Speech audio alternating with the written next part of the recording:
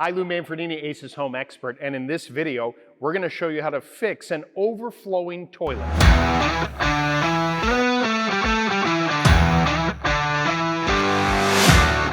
All right, when it comes to fixing an overflowing or clogged toilet, your new best friend is a plunger. But the plunger that you choose does matter. Now, this particular one, as you see, has this little flap that comes out that you can use inside of a toilet. And this is going to help to clear that clog quicker and easier. But the trick is you can't give up. Okay, this is a demo toilet right here. Now imagine the water's up at the top of the rim.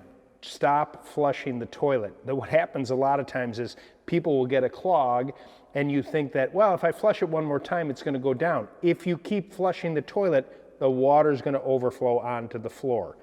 Let it settle a little bit. And if you can, wait for the water level to get a little bit below the rim. It'll probably slowly do that all by itself.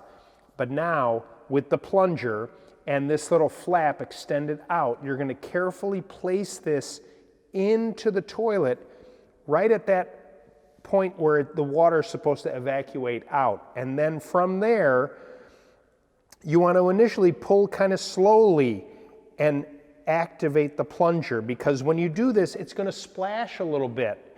And so it's not a bad idea to get a few towels or whatnot around the floor area to capture a little bit of that splashing. And you're going to keep working this plunger until the water clears. Once you pull that out and the water flushes through the toilet, then you can flush it again to try and clear everything out of there.